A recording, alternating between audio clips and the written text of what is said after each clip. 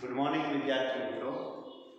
अगला लेक्चर में आपणे गति करता पदार्थ माटे जरूरी एवा स्थान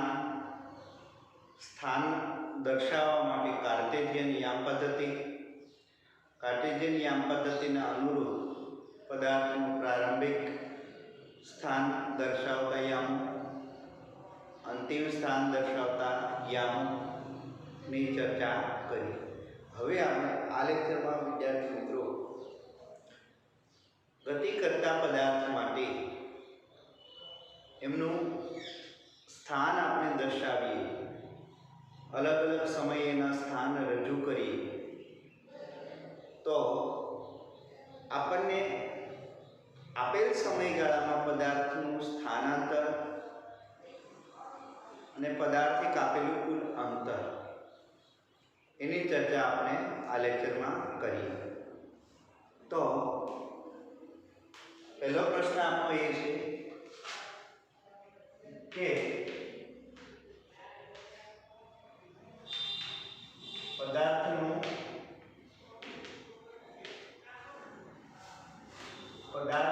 પથ લંબાઈ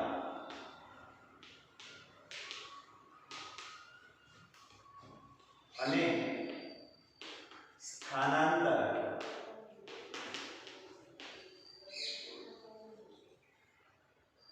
યોગ્ય ઉદાહરણ સાથે સમજાવો।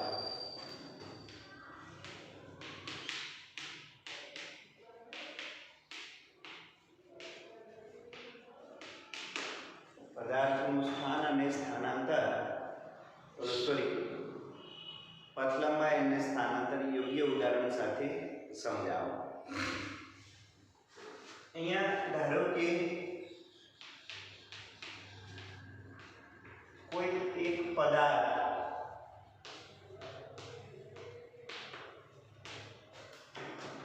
अथवा कण, विद्यार्थी मित्रों एक थोड़ी स्पष्टता ये कर दीए कि कोईपण पदार्थ गति करतो हो त्यारे गतिनुं वर्णन करवा माटे हमेशा ने हमेशा पदार्थનું परिमाण આપણે सूक्ष्म અને अति सूक्ष्म धारी અને એના અંતરો અને સ્થાન નક્કી કરતા હોઈએ છીએ। દાખલા તરીકે કોઈ બાઇક હોય, આ બાઇકનું પરિમાણ એણે સૂક્ષ્મ સમયમાં કાપેલા અંતર કરતાં વધુ હોય ત્યારે એ પદાર્થ कण तरीके ना लई शकीए। थोड़ी कणनी संकल्पना समझिए कि कोईपण पदार्थ गति करतो होय त्यारे एने कण स्वरूपे धारवामां आवे छे अने त्यार पछी ज तेमनी गतिनुं वर्णन करवामां आवे छे। पदार्थने कण स्वरूप धारवानुं एक ज कारण ए छे कि જ્યારે જ્યારે પદાર્થ ગતિ કરતો હોય ત્યારે એનું પરિમાણ એ અગત્યનું રહેતું નથી, એટલે કે એમનું કદ અગત્યનું રહેતું નથી। જો આપણે પૃથ્વીની ગતિની ચર્ચા કરીએ ત્યારે પૃથ્વી અને સૂર્ય એના પરિમાણ જેટલા પરિમાણની આકૃતિ દોરી અને પછી જ આપણે એનો અભ્યાસ કરીએ તો એ શક્ય નથી। માટે આપણે પૃથ્વી અને સૂર્યનો અભ્યાસ કરતી વખતે એની ગતિનું વર્ણન કરતી વખતે આપણે પૃથ્વી અને સૂર્યને એક સૂક્ષ્મ કણ સ્વરૂપ ધારીએ છીએ। તો કણ એટલે શું? તો કે નહિવત દળ ધરાવતો બિંદુવત પદાર્થ। નહિવત દળ ધરાવતો બિંદુવત પદાર્થ એટલે બિંદુવત એટલે સૂક્ષ્મ પદાર્થ આપણે હોય એને આપણે કણ લઈએ। જ્યારે પૃથ્વી અને સૂર્યની ગતિનું વર્ણન કરીએ ત્યારે પણ એમને એક નહિવત દળ ધરાવતો બિંદુવત પદાર્થ ગણી, એટલે કે આવી રીતે ગણી અને સૂર્યને આવી રીતે ગણી અને ગતિનું વર્ણન કરવામાં આવે છે। ત્યારે એનું પરિમાણ આપણે ધ્યાનમાં લેતા નથી। તો અહીંયાથી આ અંતર અને આ અંતર આપણે બે ફેરફાર આવે જો પરિમાણ ધ્યાનમાં લઈએ તો, પણ આપણે ગતિના વર્ણન માટે માત્ર ને માત્ર એમને કણ સ્વરૂપ ધારીએ છીએ, બિંદુવત પદાર્થ તરીકે લઈએ। બિંદુવત પદાર્થ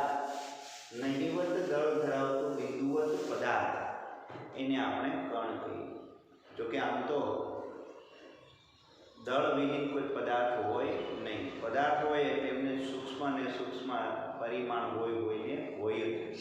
આથી સૂક્ષ્મ પરિમાણ ધરાવતા પદાર્થને આપણે કણ કહીએ અને આ બધા જ પદાર્થોની ગતિનું વર્ણન કરીએ ત્યારે બધા પદાર્થોને આપણે કણ તરીકે લેવામાં આવે છે, ધારવામાં આવે. હવે કણ તરીકે ધારીએ ત્યારે ખાસ થોડીક એમની લાક્ષણિકતા છે. તો એ લાક્ષણિકતામાં પહેલી લાક્ષણિકતા એ જોઈએ આપણે કે જો પદાર્થ ગતિ કરતો હોય ત્યારે એ પદાર્થે સૂક્ષ્મ સમયમાં કાપેલું અંતર એ પરિમાણની સાપેક્ષે ખૂબ જ વધારે હોય ત્યારે એ પદાર્થને આપણે કણ સ્વરૂપ ધારીએ. અને જો એ પદાર્થે સૂક્ષ્મ સમયમાં કાપેલું અંતર પરિમાણની સાપેક્ષે નહિવત હોય તો એ પદાર્થને આપણે કણ સ્વરૂપ લઈ શકતા નથી. દાખલા તરીકે હાથી અને સસલું બંને સૂક્ષ્મ સમયમાં ગતિ કરી અને પોતપોતાની વેગ અનુસાર, ઝડપ અનુસાર અંતર કાપતા હોય છે. તો ચોક્કસ સમયગાળામાં બંને કાપેલા અંતરો અલગ અલગ હોય. હાથીએ કાપેલું અંતર અને સસલાએ કાપેલું અંતર, સૂક્ષ્મ સમયગાળામાં સસલાએ કાપેલું અંતર એ ઘણું બધું વધારે હોય છે. ત્યારે એના પરિમાણની સાપેક્ષે અંતર વધારે મળે છે, એમના કદની સાપેક્ષે અંતર વધારે મળે. ત્યારે આપણે સસલાને સૂક્ષ્મ કણ સ્વરૂપ ધારી શકીએ, જ્યારે હાથીને સૂક્ષ્મ કણ તરીકે લઈ શકીએ નહીં. કેમ કે એના પરિમાણની સાપેક્ષે એને કાપેલું અંતર એમાં બહુ જાજો ફેર હોતો નથી, એટલે હાથીને આપણે કણ તરીકે લઈ શકીએ નહીં. તો આવી રીતે આગળ ઉપર પ્રશ્ન ઘણા બધા મળશે આપણે એનો સ્વાધ્યાયમાં, જે આપણે સોલ્વ કરશું. તો આ કણની સંકલ્પના હતી. ફરીવાર કહીએ, ધ્યાન આપીએ, પદાર્થની ગતિનું વર્ણન કરવા માટે પદાર્થને એક સૂક્ષ્મ કણ સ્વરૂપ ધારવો પડે છે. અને આ સૂક્ષ્મ કણ એટલે નહિવત દળ ધરાવતો બિંદુવત પદાર્થ. અને આ બિંદુવત પદાર્થ ક્યારે લઈ શકીએ આપણે? તો કે જ્યારે કોઈ પદાર્થ ગતિ કરતો હોય ત્યારે સૂક્ષ્મ સમયગાળામાં એને કાપેલું અંતર એના પરિમાણ એટલે કે એના કદ કરતાં વધારે હોય ત્યારે એને આપણે સૂક્ષ્મ કણ સ્વરૂપ ધારી શકીએ. જો એમનું પરિમાણ સૂક્ષ્મ સમયગાળામાં કાપેલા અંતર કરતાં વધુ હોય, ઓછું હોય, આ પરિમાણ વધુ હોય કાપેલા અંતર કરતાં, તો એને કણ સ્વરૂપ ધારી શકતા નથી. તો આ એક ખાસ સંકલ્પના ધ્યાનમાં રાખવાની. આપણે તો ઓલરેડી કણ સ્વરૂપ ધારી અને એની ગતિનો અભ્યાસ કરીએ છીએ. તો આપણો એ છે, ધારો કે કોઈ એક પદાર્થ કે કણ એક પરિમાણમાં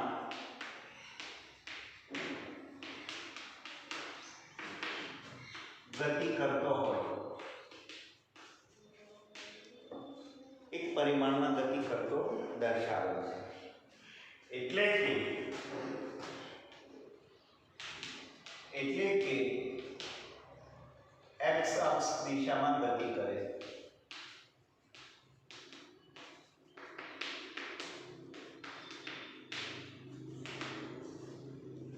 ત્યારે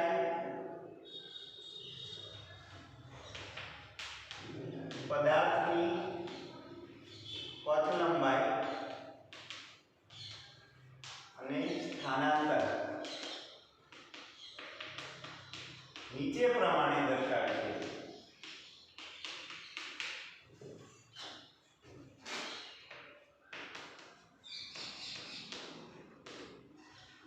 તો એ આ રીતે આપણે દર્શાવી શકાય. વિદ્યાર્થી મિત્રો, પહેલું આપણે વ્યાખ્યા સમજી લઈએ કે પથ લંબાઈ એટલે શું.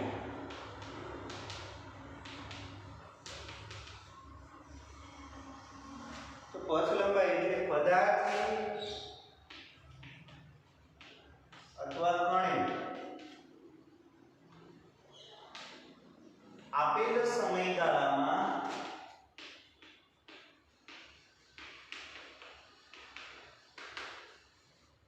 પદાર્થે અથવા કણે આપેલ સમયગાળામાં કાપેલું કુલ અંતર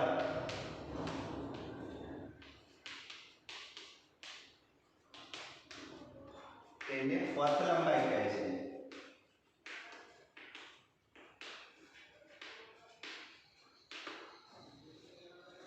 આપેલ સમયગાળામાં કાપેલું કુલ અંતર અને પથ લંબાઈ કહીએ. વિદ્યાર્થી મિત્રો, પથ લંબાઈ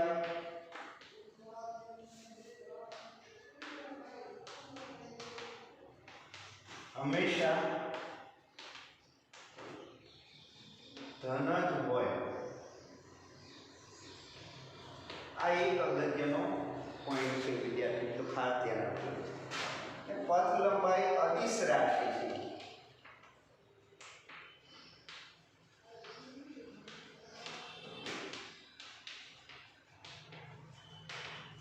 તે ધન હોય છે, ઋણ હોતી નથી, અથવા એમને કોઈ દિશા હોતું નથી, દિશા દર્શાવવામાં આવતું નથી. ત્યારબાદ વિદ્યાર્થી મિત્રો, પથ લંબાઈ એ અંતર છે. આથી તેમનો એકમ મીટર છે. પથ લંબાઈનું એકમ મીટર છે. તો આ બાબત હતી પથ લંબાઈ. હવે આપણે સ્થાનાંતર સમજીએ અને આ બંને રાશિ એક ઉદાહરણ સાથે સમજીએ. પછી વિદ્યાર્થી મિત્રો, આ બધી જ રાશિઓ તમારે ધોરણ 9માં આવી ગયેલી છે અને ધોરણ 9માં તમે બધા સારી રીતે એમનો અભ્યાસ કરી ચૂક્યા છો. તો હાલ આપણે રિવિઝન કરીએ અને થોડુંક વધારે ડિટેલમાં સમજીએ.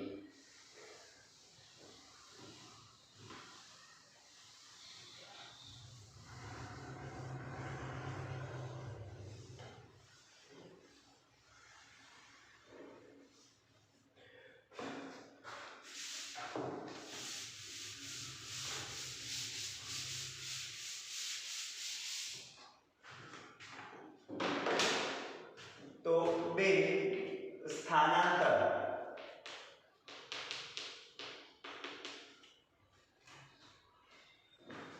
પદાર્થના સ્થાનમાં થતા ફેરફાર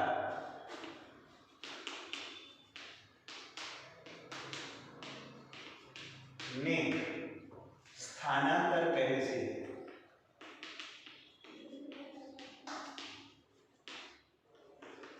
પદાર્થનું સ્થાનાંતર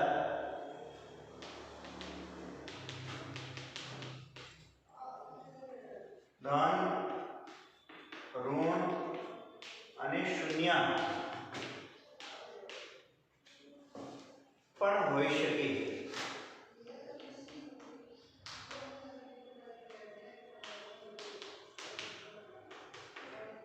પદાર્થનું સ્થાનાંતર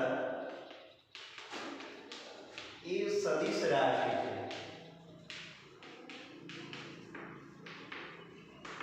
એનો મતલબ એવો છે કે સ્થાનાંતર માટે દિશા અગત્યની છે.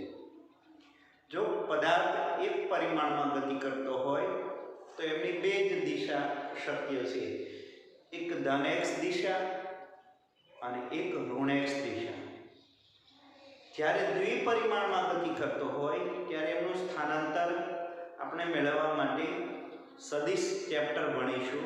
આ સદિશ ચેપ્ટરમાં આપણે દ્વિપરિમાણમાં ગતિ કરતા અથવા ત્રિપરિમાણમાં ગતિ કરતા પદાર્થ માટે સ્થાનાંતર કઈ રીતે મેળવવું એ આપણે સમજીશું.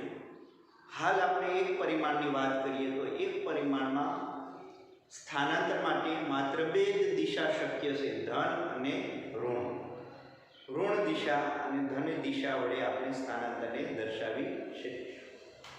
એટલે સ્થાનાંતર સદિશ રાશિ છે. એક પરિમાણમાં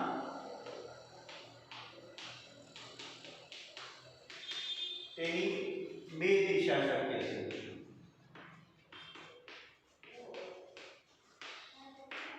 ધન અને ઋણ.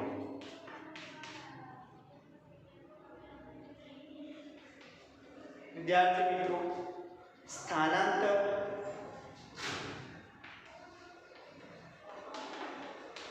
નો એકમ પણ મીટર જ છે. એમનો એકમ મીટર, અંતર જ છે એક પ્રકારનું, એટલે એમનો એકમ મીટર જ છે. સ્થાનાંતર એ પથ લંબાઈ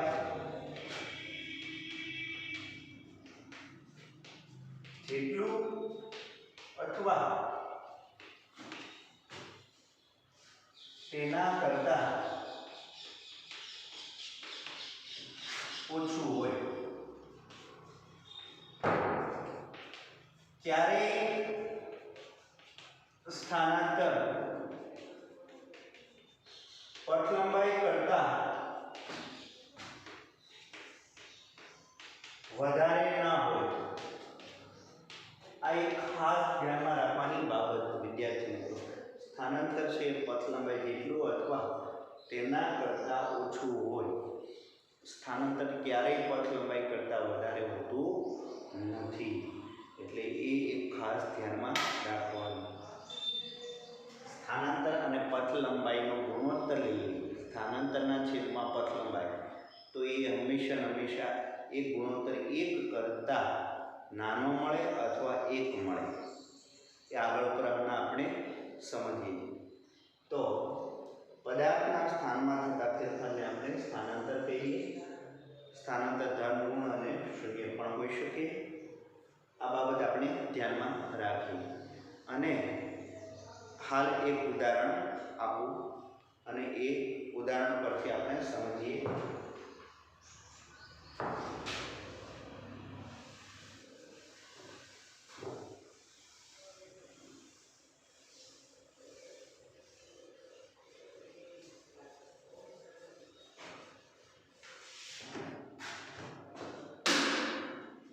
ધારો કે કોઈ એક પદાર્થ એક પરિમાણમાં ગતિ કરતો હોય ત્યારે કાર્ટેશિયન યામ પદ્ધતિમાં એમનું વર્ણન કરીએ તો ઉદ્ગમ બિંદુ લઈએ. ઉદ્ગમ બિંદુથી અંતર એને આપણે ધન x તરીકે લઈએ. ઉદ્ગમ બિંદુથી ડાબી બાજુના અંતર એને ઋણ x તરીકે લઈએ અને ચોક્કસ અંતર માટે આપણે સ્કેલ આપી દઈએ. 10, 20, 30, 40, 50 અને 60 મીટર. આ અંતર છે એ મીટરમાં છે. અને એવી જ રીતે આ બાજુ અંતર આપી દઈએ -10, -20, -30, -40. આવી રીતે અંતરો આપણે ઉલ્લેખીએ. હવે ધારો કે કોઈ એક પદાર્થ એ બિંદુથી ગતિની શરૂઆત કરે છે. એવું જરૂરી નથી કે ઉદ્ગમ બિંદુથી શરૂઆત કરવી અને એ દર્શાવે. અહીંયા હાલ ઉદાહરણમાં આપણે એમ કહે છે કે ધારો કે કોઈ એક પદાર્થ ઉદ્ગમ બિંદુથી ગતિની શરૂઆત કરે છે અને t1 સમયે એ ધન x દિશામાં ગતિ કરે છે અને બી બિંદુએ પહોંચે છે. એટલે કે ધારો કે કોઈ એક પદાર્થ t1 સમયગાળામાં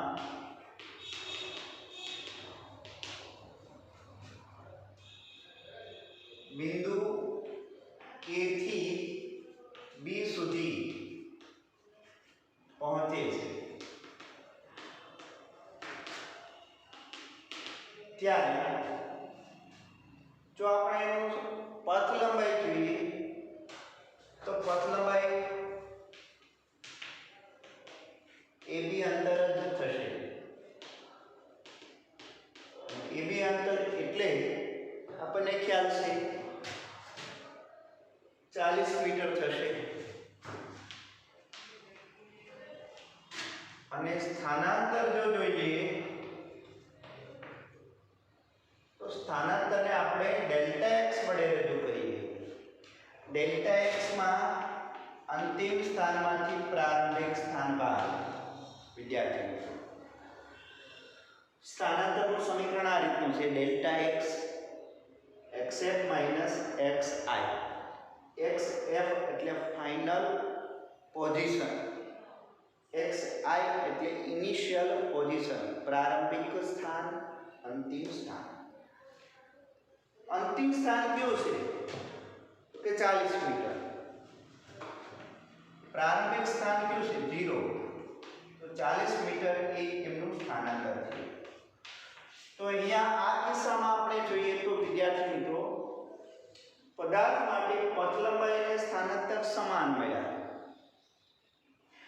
એક પરિમાણમાં એક જ દિશામાં ગતિ કરતો હોય કોઈ પદાર્થ ત્યારે સમજી લેવું, જો ફરીવાર સમજો, એક પરિમાણમાં એક જ દિશામાં સતત ગતિ કરતો હોય પદાર્થ ત્યારે હંમેશા સ્થાનાંતર અને પથ લંબાઈ સમાન હોય.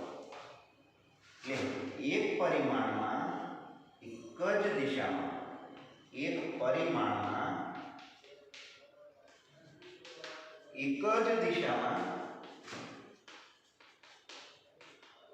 પદાર્થ ગતિ કરતો હોય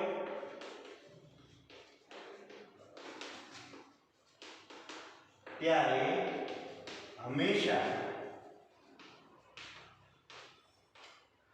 સ્થાનાંતર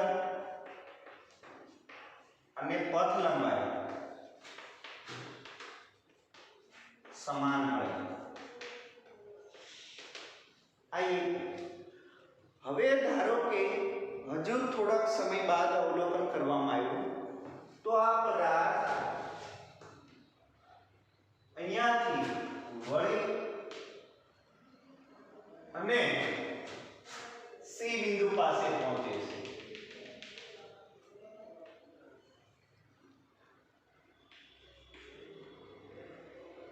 અહીંયાથી વળી અને સી બિંદુ પાસે પહોંચે છે ત્યારે A થી C સુધી પહોંચતા લાગતો સમય t2 છે. A થી C સુધી પહોંચતા લાગતો સમય t2 છે. સોરી, B થી C સુધી આપણે લઈએ તો B થી C સુધી પહોંચતા લાગતો સમય આપણને t2 હોય તો એ સમય દરમિયાન આપણે સ્થાનાંતર અને પથ લંબાઈ દર્શાવીએ.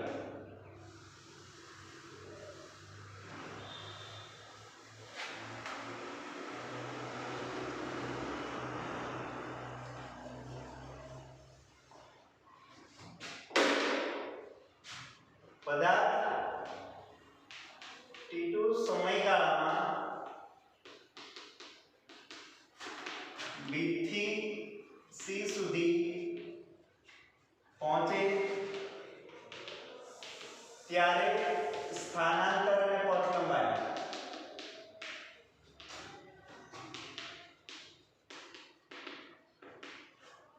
સમજાવો.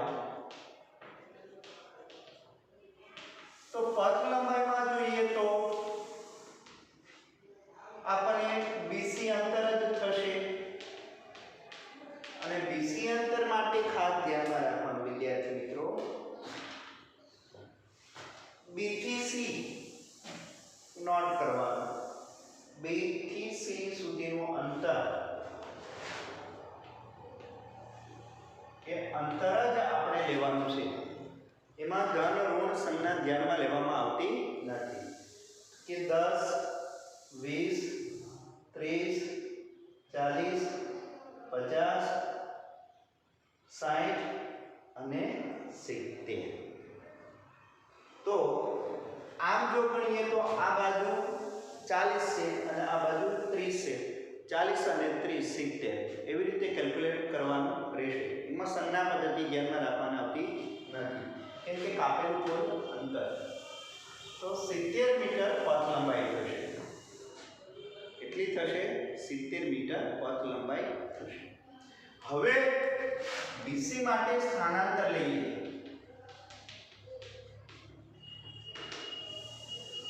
તો આપણને ખ્યાલ છે ડેલ્ટા x બરાબર xf માઈનસ xi. પહેલું અંતિમ સ્થાન ક્યાં છે? તો અંતિમ સ્થાન C બિંદુ પાસે છે. તો એના યામ ક્યાં? તો -30 માઈનસ આ માઈનસ લખવાના જ प्रारंभिक स्थान क्या है तो कि 40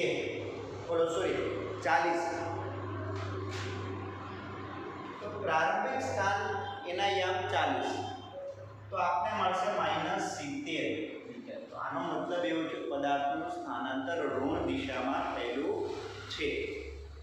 પદાર્થથી કાપેલું અંતર 70 મીટર છે, સ્થાનાંતર -70 મીટર છે। તો આ બે કિસ્સામાં સમાન મળ્યું, પણ થોડુંક દિશાનો ફેર મળ્યો। આમાં ઋણ દિશા દર્શાવી, આમાં દર્શાવવામાં આવતી નથી।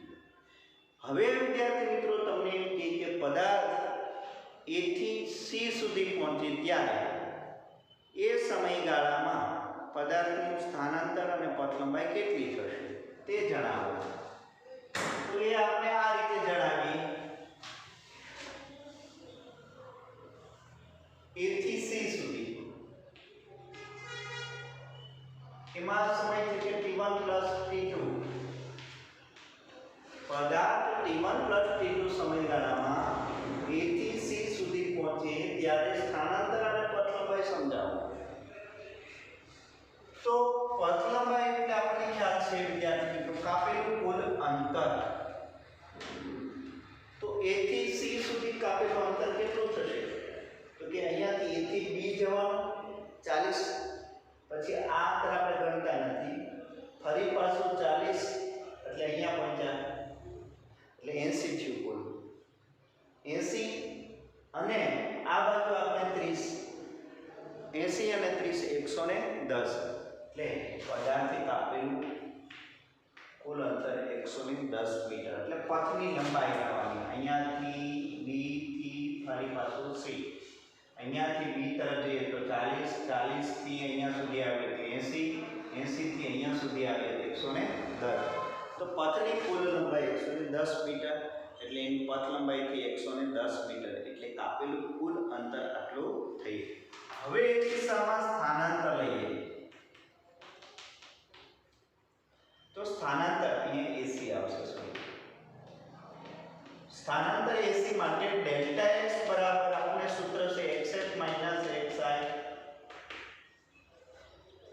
तो xi प्रारंभिक स्थान ए बिंदु एना याम 0 माइनस निशानी, एक्सेप्ट अंतिम याम -30 तो आपने મળશે -30 मीटर। तो डेल्टा x आपने મળ્યું સ્થાનાંતર મળ્યું -30 मीटर। એટલે એનો મતલબ એવો છે કે t1 સમયે એ ઉદ્ગમ બિંદુ પાસે હતો અને T2 સમય T1 T2 સમયે C બિંદુ પાસે આવ્યો ત્યારે પદાર્થ અહીંયાથી અહીંયા આવ્યો ત્યારે પદાર્થનું સ્થાનમાં કેટલો ફેરફાર થયો કે આટલો ફેરફાર થયો કે પદાર્થ પહેલા A બિંદુ પાસે હતો, અંતિમ સમયે C બિંદુ પાસે આવ્યો ત્યારે એનું સ્થાનાંતર થયું -30 મીટર। એટલે કે ઋણ x દિશામાં એનું સ્થાનાંતર થયું છે। એ ભલે ગતિ કરી ધન x દિશામાંથી ગતિ કરીને ઋણ x દિશામાં આવ્યો तो એમનું સ્થાનાંતર આ રીતનું આપણને મળ્યું। તો અહીંયા જોઈએ તો પથ લંબાઈ 110 મીટર, સ્થાનાંતર -30 મીટર। તો આવી રીતે અહીંયા સ્થાનાંતર આપણે પથ લંબાઈ કરતાં નાનું મળ્યું। તો યાદ રાખો ઘટે અહીંયા કે સ્થાનાંતર પથ લંબાઈ જેટલું અથવા એના કરતાં નાનું હોય, સ્થાનાંતર ઋણ હોય, પથ લંબાઈ હંમેશા ધન જ હોય। આ એક બાબત ખાસ ધ્યાનમાં રાખવાની વિદ્યાર્થી મિત્રો। ત્યારબાદ એક ઉદાહરણ વધારે સમજીએ તો આ રીતે સમજીએ।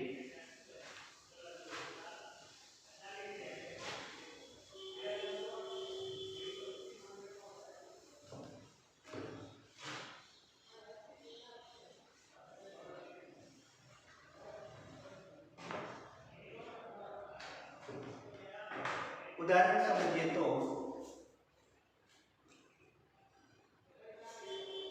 कोई एक पदार्थ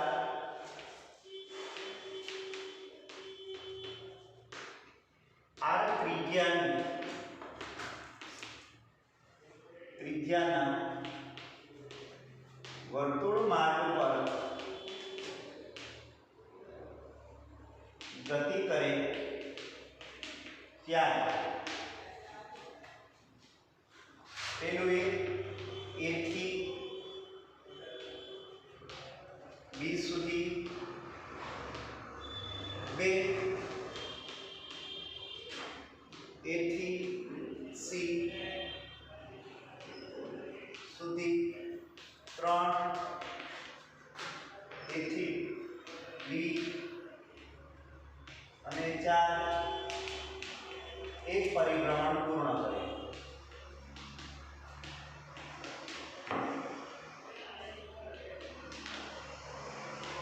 ત્યારે તેનું સ્થાનાંતર અને પથ લંબાઈ સમજાવો.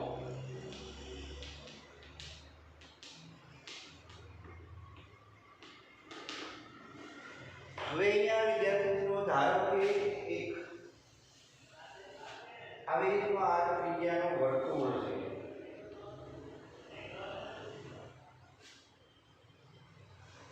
આ એનું કેન્દ્ર છે.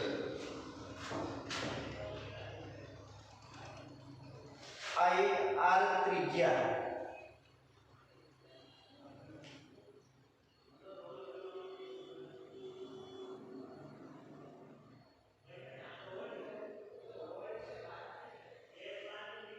આ એનું પ્રારંભિક બિંદુ E, આ ઉદ્ગમ બિંદુ B બિંદુ,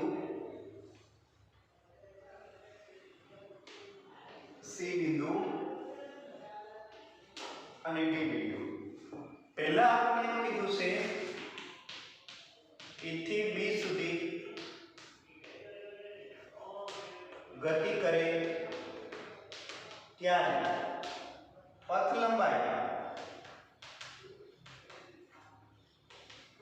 હવે પદાર્થ A થી B સુધી ગતિ કરતો હોય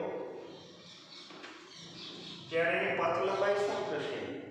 તો કે વિદ્યાર્થી મિત્રો પથ લંબાઈ A થી B સુધી ગતિ કરે છે ત્યારે એની પથ લંબાઈ AB ચાપ જેટલી થાય. ચાપ AB જેટલી, ચાપ AB ની લંબાઈ જેટલી.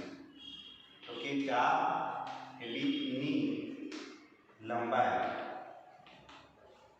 તો ચાપ AB ની લંબાઈ આપણે નોટ કરવી હોય તો શું કરવું વિદ્યાર્થી મિત્રો?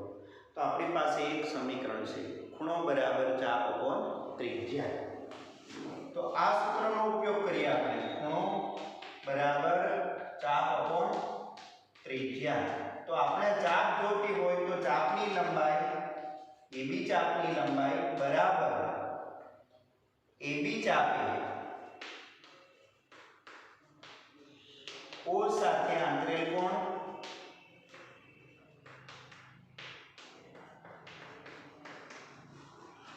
ગુણ્યા ત્રિજ્યા. હવે AB ચાપે O સાથે આંતરેલો કોણ એટલે આ થશે. આ કોણ કેટલો થશે? તો કે 90 અંશ જેટલો થશે. કેટલો થશે? 90 અંશ. વિદ્યાર્થી મિત્રો એને રેડિયનમાં આપણે લખીએ તો π/2 કહીએ. શું કહીએ? π/2. તો AB ચાપે O સાથે આંતરેલો કોણ π/2. ત્રિજ્યા તો કે r. તો π/2 * r એ એમની પથ લંબાઈ થશે. એટલે કે AB ચાપની લંબાઈ આટલી મળશે ખૂણો ગુણ્યા ત્રિજ્યા પ્રમાણે. હવે એમનું સ્થાનાંતર. સ્થાનાંતર એટલે આમાં ડાયરેક્ટ સીધું અંતર ગણીએ છીએ આપણે. સીધું અંતર ગણીએ એટલે A થી B સુધીનું લઘુત્તમ અંતર ગણીએ. સીધામાં સીધું એક જ દિશામાં A થી B સુધીનું લઘુત્તમ અંતર. તો આ એમનું સ્થાનાંતર થશે. સ્થાનાંતર આ એની પથ લંબાઈ થાય. વિદ્યાર્થી મિત્રો AB સ્થાનાંતર કેટલું હશે? તો એના માટે આપણે કાટકોણ ત્રિકોણ જોઈએ.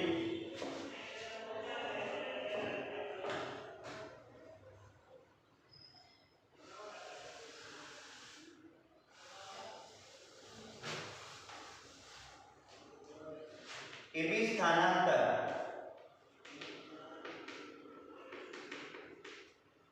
બરાબર આપણને ખ્યાલ છે. અહીંયા એક કાટકોણ ત્રિકોણ ગણીએ તો આ થશે કર્ણ. તો કે AB નો વર્ગ બરાબર બાકીની બે બાજુના વર્ગનો સરવાળો. OA વર્ગ વત્તા OB વર્ગ. OA વર્ગ એટલે R વર્ગ, OB વર્ગ એટલે R વર્ગ. આ અંતર R થશે અને આ અંતર પણ 2r સ્ક્વેર ab સ્ક્વેર બરાબર, તો ab બરાબર શું થશે? √2r વર્ગમૂળ કાઢીએ તો આપણને સ્થાનાંતર √2r મળશે. એ ખાસ ધ્યાનમાં રાખવું. ત્યારબાદ 2 લઈએ. કણ A થી C સુધી પહોંચે, તો કણ A થી C સુધી પહોંચે ત્યારે એનું સ્થાનાંતર અને પથ લંબાઈ કેટલી થાય એ જોઈએ. બસ થોડુંક જ છે. A થી C સુધી પહોંચે ત્યારે શું થશે કે A થી C સુધી પહોંચે ત્યારે પથ લંબાઈ આપણને મળશે AC ચાપ. તો હમણાં જ આપણે કીધું ચાપ મેળવવા માટે શું કરવું પડશે? તો કે ચાપે કેન્દ્ર સાથે આંતરેલો કોણ ગુણ્યા ત્રિજ્યા. તો ચાપ AC એ કેન્દ્ર સાથે આંતરેલો કોણ કેટલો થશે? કે 90 + 90 એટલે કુલ 180. 180 ને આપણે રેડિયનમાં પાઈ કરીએ તો પાઈ ઇન્ટુ r, પાઈ ઇન્ટુ r થશે. ખૂણો ગુણ્યા ત્રિજ્યા. ખૂણો થશે 180 નો 180 એટલે પાઈ ગુણ્યા. આમ ગણીએ તો ગણી શકાય કે એક સર્કલ દરમિયાન પરિઘની લંબાઈ 2π થાય. આ 2π ના અડધા એટલે પાઈ એમ પણ ગણી શકાય. તો આ રીતે થશે. અને સ્થાનાંતર ગણીએ તો સ્થાનાંતર એટલે ડાયરેક્ટલી A થી C નું અંતર, A થી C સુધીનું અંતર. તો A થી C સુધીનું અંતર શું થશે? તો A થી C સુધીનું અંતર આપણે થશે AO + OC, r બરાબર 2r. તો આપણને મળશે સ્થાનાંતર અને આ મળશે પથ લંબાઈ. ત્યારબાદ A થી B સુધી વિદ્યાર્થી આ A થી B સુધી આપણે લઈએ તો A થી B સુધીમાં સ્થાનાંતર અને પથ લંબાઈ શું થશે? A થી B સુધીમાં સ્થાનાંતર અને પથ લંબાઈ. તો પહેલો આપણે પથ લંબાઈ લઈએ. પથ લંબાઈ AB થશે. વિદ્યાર્થી મિત્રો, પથ લંબાઈ AB થાય. પથ લંબાઈ AB એટલે આ ચાપ થઈ ચાપ AB. ચાપ AD સાથે આંતરેલ કેન્દ્ર સાથે આંતરેલો કોણ કેટલો થશે? ચાપ AD તો આટલો થશે. 90 + 90 + 90 એટલે 270 થશે. 270 ને આપણે રેડિયનમાં કન્વર્ટ કરીએ તો કઈ રીતે કરીએ? આગળ ઉપર ભણી ગયા છે આપણે. 270 અંશ રેડિયનમાં કન્વર્ટ કરવા માટે π/180 વડે ગુણીએ તો આપણને મળશે 3π/2. તો આપણે રેડિયનમાં કોણ મળશે? તો ખૂણો ગુણ્યા ત્રિજ્યા એટલે આપણે મળશે 3πr/2. આ આપણને પથ લંબાઈ મળશે. અને સ્થાનાંતર તો કે ડાયરેક્ટલી AD અંતર થશે.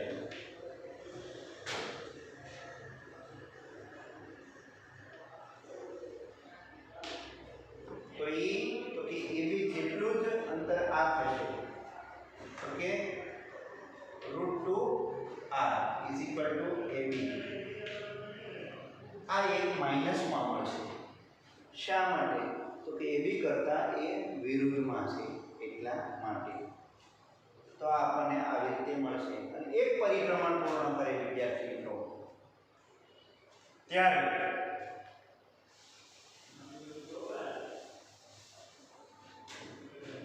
એક પરિભ્રમણ પૂર્ણ કરે ત્યારે પથ લંબાઈ કે પથ લંબાઈમાં કેટલો કોણ થશે કે 360 નો. 360 એટલે 2π થશે. ખૂણો 2π થયો અને એને ગુણ્યા ત્રિજ્યા એટલે 2πr.